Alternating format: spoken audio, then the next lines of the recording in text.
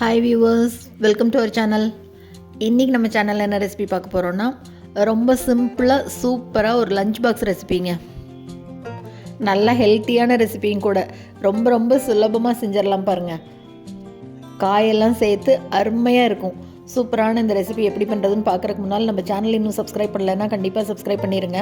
கூடவே பக்கத்தில் இருக்கிற பெல் பட்டனையும் தட்டி விடுங்க. ஸோ நான் போடுற வீடியோ எல்லாமே உடனுக்குடனே நோட்டிஃபிகேஷனாக வந்துடும். வாங்க இந்த லஞ்ச் பாக்ஸ் ரெசிபி எப்படி பண்ணுறதுன்னு பார்க்கலாம். இதுக்கு முதல்ல ஒரு மிக்ஸி ஜாரில் 3 தக்காளி எடுத்து இந்த மாதிரி 2 கட் பண்ணி அதை சேர்த்துட்டு, இது கூடவே ஒரே ஒரு பச்சை மிளகாய் சேர்த்துட்டு, கூட 2 காஞ்ச மிளகாய் சேர்த்து தண்ணி எதுவும் சேர்த்தாமல் பாருங்கள் நல்லா நைஸாக இந்த மாதிரி அரைச்சி எடுத்துக்கணும். இப்போ ஒரு பேனில் எண்ணெய் சேர்த்துக்கலாம். எண்ணெய் கொஞ்சம் நல்லா தாராளமாகவே சேர்த்து பண்ணலாம், சாதத்துக்கு நல்லாயிருக்கும். ரொம்ப ட்ரை ஆகாமல் இருக்கும் டிஃபன் பாக்ஸில் போடும்போது. எண்ணெய் காஞ்ச உடனே கடுகு சேர்த்துட்டு, கூடவே 1/2 டீஸ்பூன் சீரகம் சேர்த்துட்டு, 2 நல்லா பொரிஞ்ச உடனே காய் சேர்த்துக்கலாம். நான் கேரட், பீன்ஸ், கோஸ், குடமிளகா 4 சேர்த்துக்கிறேன். நீங்கள் காலிஃப்ளவர் ஏதாவது சேர்த்துறனாலும் சேர்த்திக்கலாம். காயை கொஞ்சம் லேசாக வதக்கி விட்டுக்கலாம். கொஞ்சம் எண்ணெயிலேயே நல்லா வதங்கட்டும்.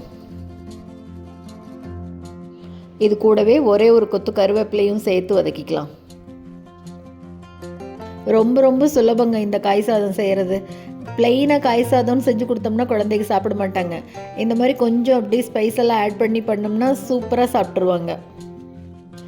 காய் இப்போ கொஞ்சம் நல்லா வதங்கினோன்னு அரைச்சி வச்சோம் இல்லையா தக்காளி விழுது, அதையே சேர்த்துக்கலாம். ஃபுல்லாக சேர்த்துட்டு நல்லா வதக்கி விடணும். காயெல்லாம் நல்லா வதங்கினதுக்கப்புறமா அப்படியே எண்ணெய் பிரிஞ்சு வரும், அந்த அளவு வதக்கி விடணும். ஒரு 5 நிமிஷத்துக்கு அப்படி விடலாம், நல்லா கொதிக்கட்டும். தக்காளியில் இருக்கிற தண்ணியெல்லாம் அப்படியே இழுத்துருச்சு பாருங்கள். இந்த அளவு நல்லா வதங்கி வரணும். காயோடு சேர்த்து சூப்பராக வதங்கிடுச்சு பாருங்கள். இப்போ இது கூட 1 டீஸ்பூன் அளவுக்கு பெப்பர் பவுடர் சேர்த்துக்கிறேன். மிளகாய் தூளுக்கு பதிலாக இந்த மிளகுத்தூள் சேர்த்து பண்ணும்போது டேஸ்ட் இன்னும் கொஞ்சம் டிஃப்ரெண்ட்டாக சூப்பராக இருக்குங்க. ஹோட்டலில் கிடைக்கிற வெஜிடபிள் புலாவ் டேஸ்ட்டில் சூப்பராக அதே மாதிரி இருக்கும். இந்த சாதத்துக்கு தேவையான உப்பு சேர்த்துட்டு, கூடவே கொஞ்சமாக மஞ்சள் தூள் சேர்த்துக்கலாம். ஒரு தடவை எல்லாத்தையும் நல்லா கலந்து விட்டுறலாம். வெங்காயம் தக்காளி போட்டு வதக்கி பண்ணுறதுக்கு பதிலாக இந்த மாதிரி தக்காளியை மட்டும் அரைச்சி காயோடு சேர்த்து பண்ணும்போது டேஸ்ட் அவ்வளோ நல்லா இருக்கும். நல்ல எண்ணெய் பிரிஞ்சு வந்திருக்கு பாருங்கள். இப்போ இது கூட சாதத்தை சேர்த்துக்கலாம். சாதம் நல்லா உதிரியாக இருந்தால் தான் சூப்பராக இருக்கும். இப்போ சாதம் உடையாமல் அப்படியே நல்லா கலந்து விட்டுடலாம் மெதுவாக.